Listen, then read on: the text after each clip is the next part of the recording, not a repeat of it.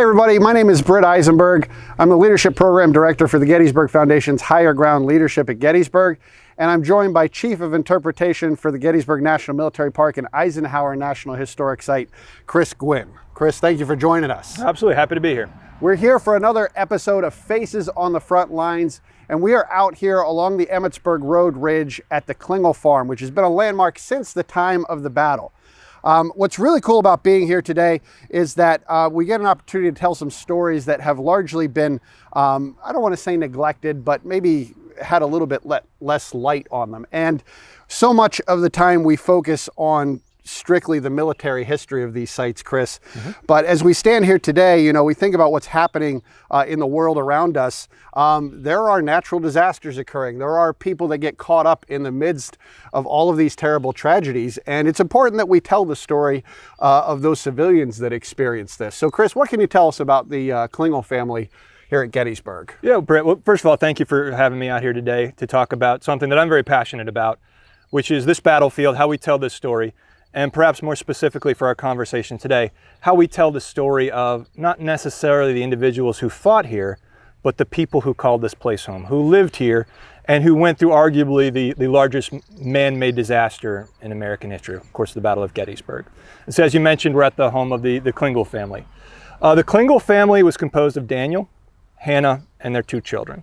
Daniel's in his mid-20s at the time of the Battle of Gettysburg. He's a cobbler, he makes shoes.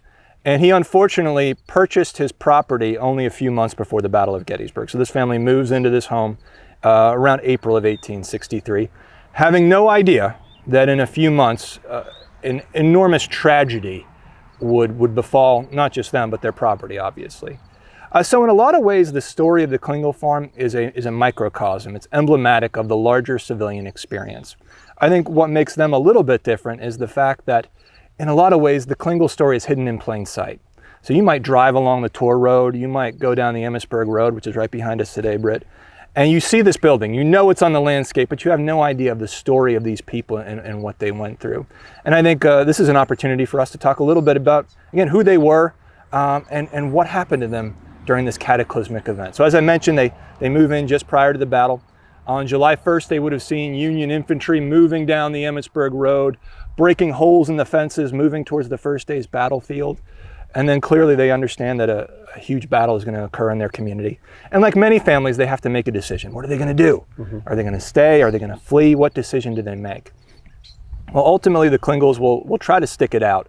But by the second day of the battle, July 2nd, they make the decision to flee. And so we'd have to imagine that we're on this property today. And we would see the Union battle line along Cemetery Ridge just in front of us. And we see this family of four making their way across the battlefield, having no idea what might occur to themselves, to their property. And as I think you alluded to, Britt, during the battle, their farm is in the maelstrom of combat. Union troops would be positioned along the road. They would occupy the house. The house would be in the center of this Confederate attack on July 2nd. Massive amounts of damage to their property. The house would be used as a field hospital. And so you have all of these things that befall this family. Again, only having lived here for 3 months. And then once the battle's over, they all survive, but they have to begin the process of recovering, of rebuilding their property. And you were mentioning natural disasters, hurricanes, tornadoes. Today in American society, there are fortunately a lot of things that are around to help us rebuild. Most of us have insurance. There's the National Guard. There's all these systems in place.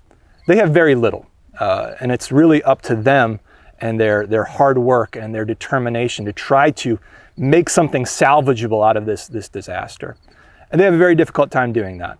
In 1868, the Klingels will submit a claim for compensation of around $800. So they tabulated all their losses. And this is in 1860 money, not today's money. Right. So a sizable sum.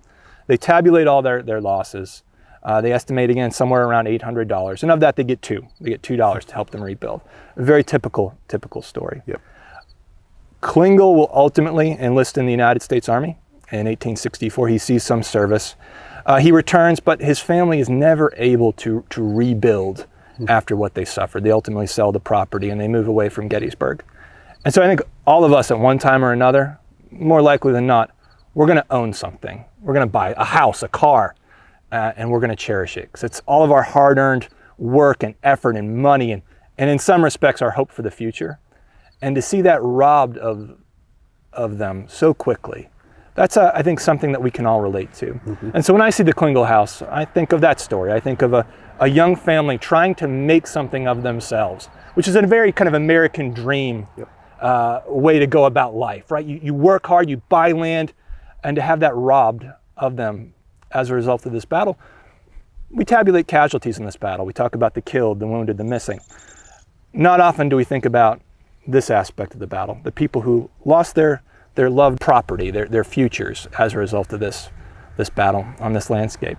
And so that's what I think about every time I drive by the Klingel farm. Yeah. Thank you, Chris. And it strikes me as when you think about why this history is so relevant today to all of us, these experiences are still happening to people in different ways. But fair to say, I think this is why it's so valuable. We can come out here and see how people reacted in different situations, really to try to pick up and survive. And it's motivating, it's inspiring, and it gives us kind of a fundamental baseline by which to figure out how to move forward ourselves, I think. Absolutely. Right? So, well, thank you very much, Chris. It's always an honor to spend time with you. Please stay tuned for our next episode of Faces on the Front Line. Thank you for joining us.